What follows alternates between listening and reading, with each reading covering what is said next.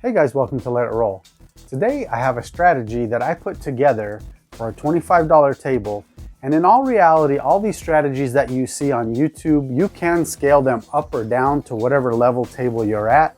So if you're at a $10 table, just scale it down to $10, but I'm going to show it at a $25 level. The strategy is called the Iron Cross Builder. Let's take a look at it. All right, so what we're going to do here is we're going to do the Iron Cross setup, and we're going to do that for 2 rolls. All right, now I'm going to leave the 5 empty and we're just going to hop the 5s.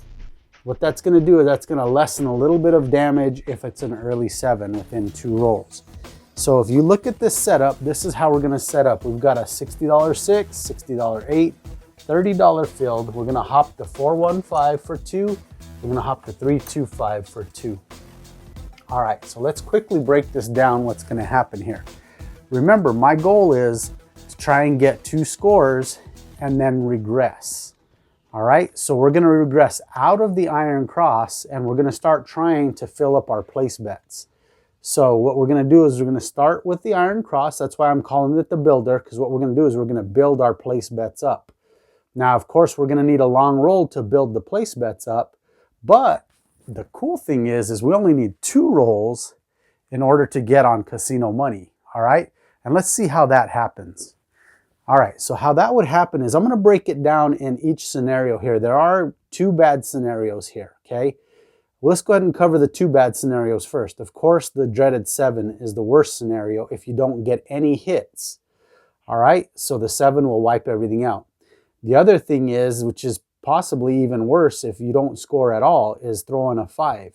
Because what happens here is if you throw a 5, let's say that we throw the 1 4 5, okay?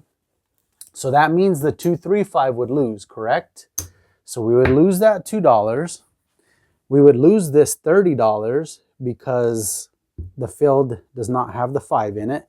So we lost $37 on that roll. Fortunately, this one right here pays $30.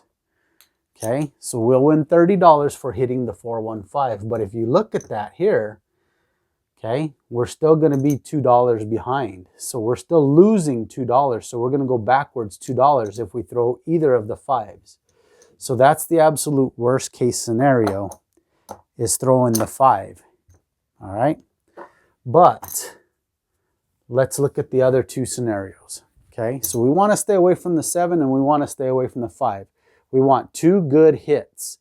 And what I mean by 2 good hits is throwing either 6 or an 8, okay, or throwing any field number. If we could throw those 2 without it being a 5 or a 7, then this strategy will work.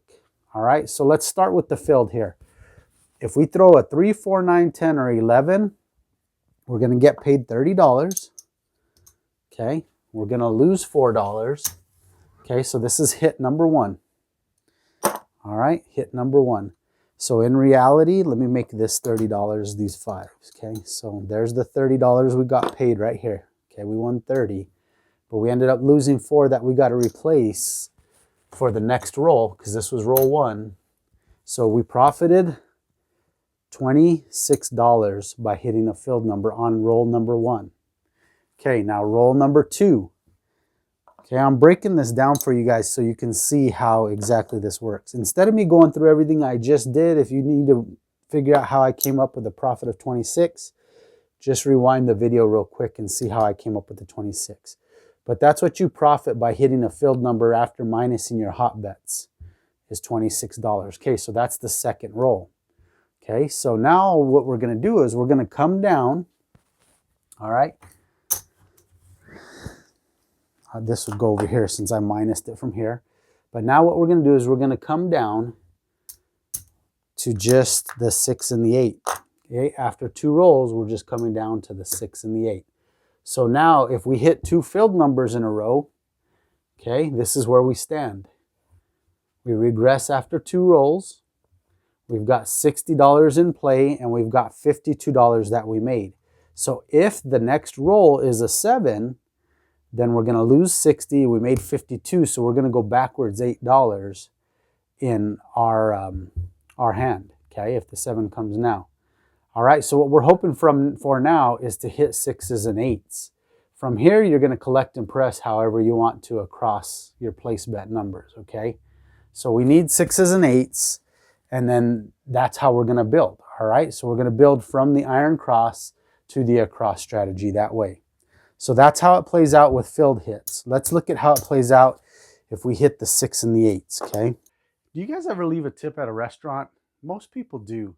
If you want to leave me a tip, I'm asking for a comment and a thumbs up. No money involved here. I'm not trying to take any of your money. It helps me in the YouTube algorithm to get my videos shown to more people, and that will help me grow. All right, so if we hit the 6 or the 8s, say we hit an 8, we're going to get $70. Okay, so let's see how much we win with that. You're going to lose the 30, and you're going to lose this 4. All right. So now we got to replace the filled, and then I'm going to go ahead and get 5 singles again. Take one of these out. All right. And now we've got to replace the hot bets. Okay, and this is if a 6 or an 8 hit. So this is roll number 1. So this is what our profit will be by hitting the 6 or the 8s. So you've got 25, 30, 35, $36 profit. All right, so if we hit another 6 or an 8 right now, we're going to get another $36 profit. Okay, there again, if you're confused on how I ended up with 36, just rewind it a little bit and you can see how I just came up with that 36 profit.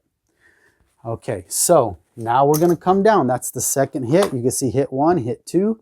Now we're going to regress to just the 6 and 8 and start building our place bets. Okay, so from here, you'll look at where we stand. So now we've got $60 in play. So if we take $60 out of here, you can see now we're going to be in the profit no matter what. So if for some reason this next roll is a 7, they'll wipe out this $60 and we'll actually profit $12 on this hand. But there again, from here on out, after 2 rolls, we're trying to make profit off of our 6 and 8, our $30 6, $30 8. But like I said, in that scenario, if you hit a 6 or an 8 2 times in a row, then you're actually going to be profiting even if that third roll is a 7. Okay. All right, so that's how the Iron Cross Builder works. Let's go ahead and take a look at some adjustments we can make. Okay, so looking at the layout again here, some of the things we can do for this is you can actually get aggressive with this strategy if you want, and you can do it in many different levels. Level 1 is if we lay out our bets and let's say we hit a 6 or an 8, remember we're going to profit $36 from that.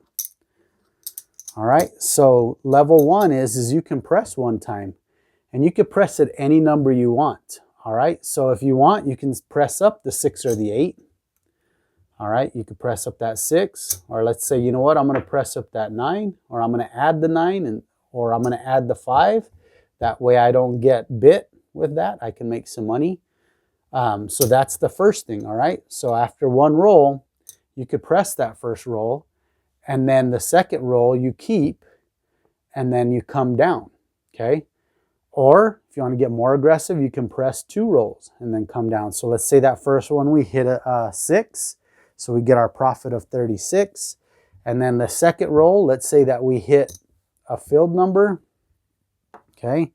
You're going to win the 26 is what it is after you erase the $4 loss there.